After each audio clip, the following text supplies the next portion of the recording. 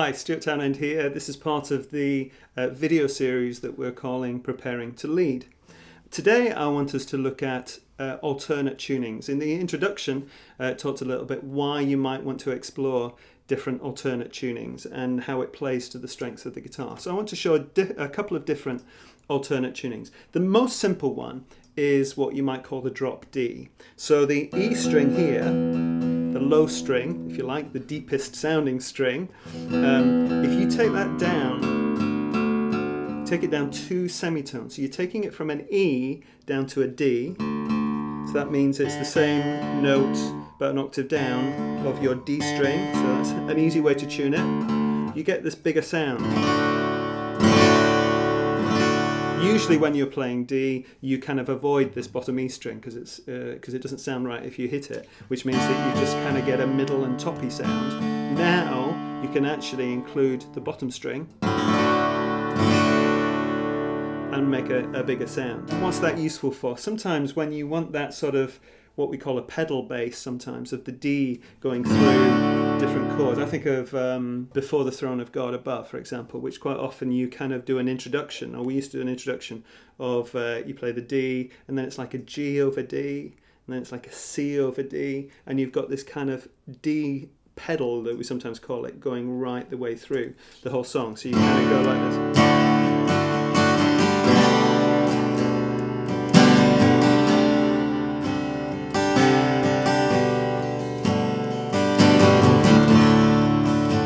See how much bigger that sound is than just ignoring the bottom string. So that's a really useful thing to do. So that's the drop D tuning. Let's look at a more complex tuning, but one that is quite common actually, and it's called DADGAD, and that's because those are the notes that we change the strings to. So it's D, A, D, G, A, D. So let's look at that. So the E string, the low E string, goes down to D, which is what we've already done. Okay, so that's now a D instead of an E. The next 3 strings stay exactly where they are, so that's the A, the D, and the G. Then we come to the B string, which we then take down 2 semitones, a whole tone, down to the A. Okay, so that's an A, which is the same, obviously you've got an A string here, so you can help to tune that.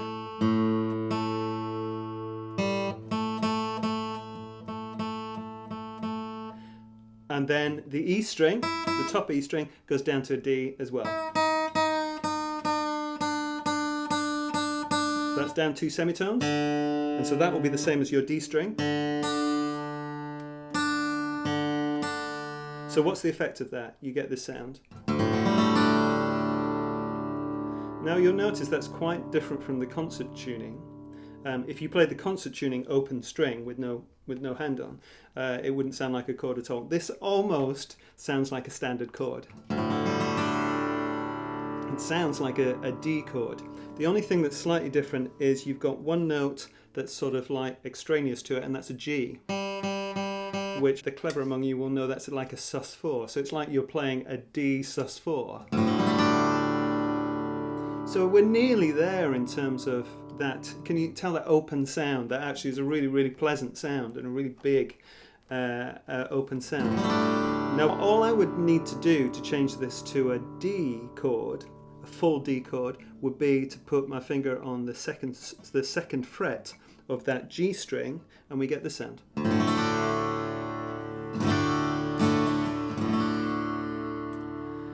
Now this is a D chord. It's actually an open D chord. If you have any theory background, you may notice this is not a full D major chord because there is no third. Chords are made up fundamentally of 3 notes, the first, the third, and the fifth of the scale. In the key of D, that would be a D, an F sharp, and an A. There is no F sharp here at the moment. If I put my finger there, as I just showed you, that makes for a really interesting sound. We're missing the third out. But it actually is a really strong sound. You'll notice actually if you listen to a lot of rock music or contemporary music, quite often the third, and in some folk music, the third goes missing because sometimes it can sound a little bit too sweet. Listen to it if I play the F sharp in it. It's a sweet tone, it's a nice tone, but sometimes you want a stronger, less sweet tone. So quite often we are trying to get rid of the third so that we get a big, more open sound. And this is one of the advantages of playing in this DADGAD tuning, is you get a lot more of a strong, non-thirdy kind of sound.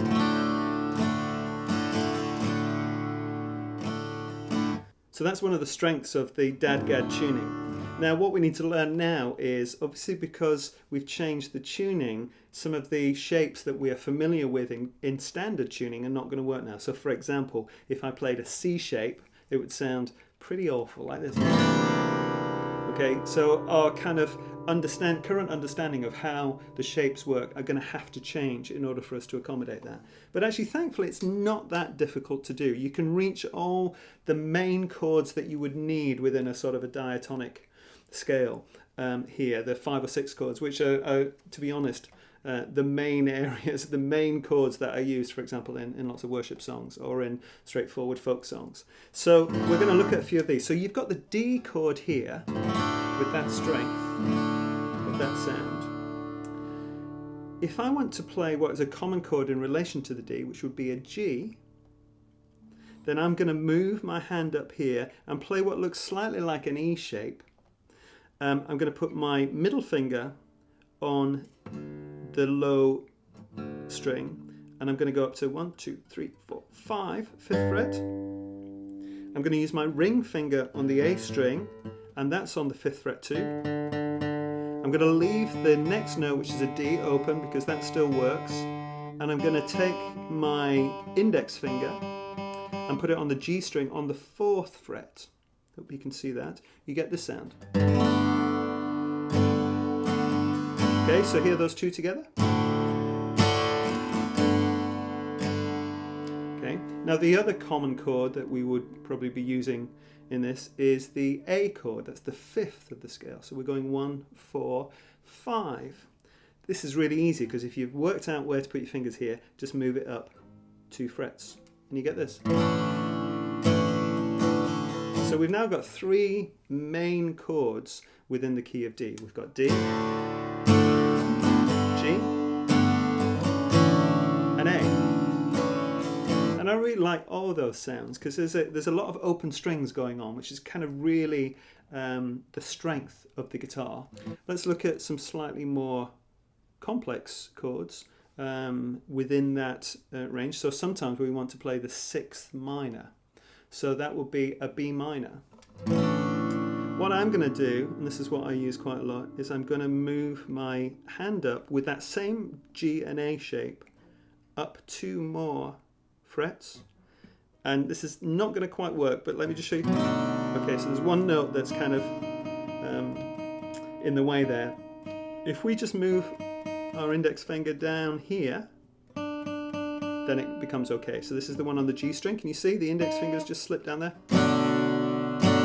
So we've now got 2, 3, 4 chords. We've got 1, 4, 5, 6. Sometimes I like to have this A string open. So actually I'm going to swap my ring finger for the middle finger, and I'm going to do this.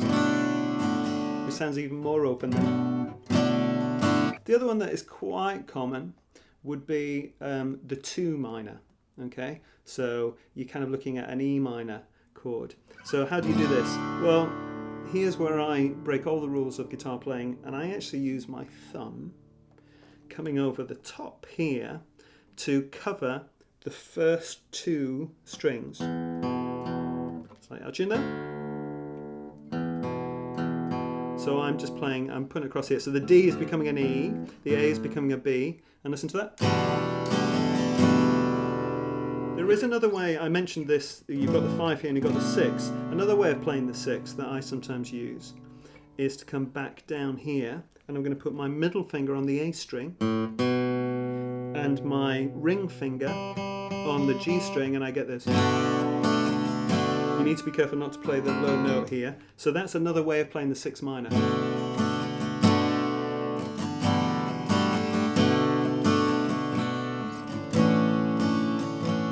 And another way of playing the 5 of the scale, the A chord, and takes less effort, is basically to put your middle finger on the D string and make that into, on the second fret, make that into an E.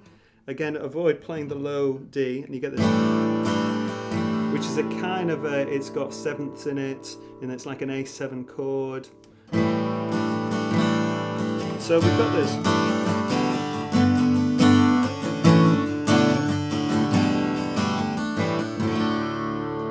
Quite a lot of chords there. Just a couple of others just to complete this kind of sequence. Quite often within this we might play a 3 minor, or shall we say a 1 with a 3 bass. So that's a D over F sharp. So thinking about this shape that we've got, you know, that we use for the 6 minor there, I'm putting my index finger on the G string to an A, and I'm putting my ring finger on the low D as it is, going up to the 4th fret. So we get this. Okay, so similar to that one we were using. So we've now got, if we move this up another 2 frets, that's kind of an interesting chord. That's like an A over C sharp. So it's kind of like another alternate way of playing the 5th, but with that C sharp. And then actually I found myself all the way up here, so I'm playing that shape that I was using on the 5 and the 4 here.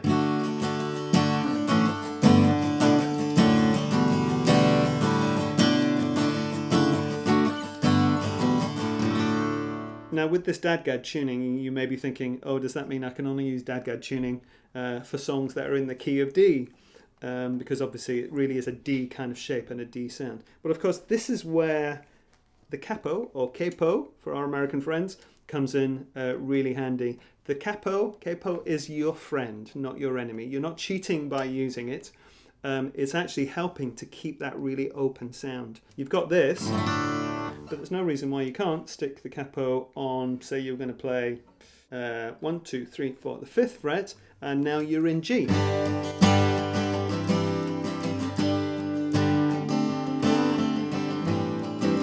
Same shapes.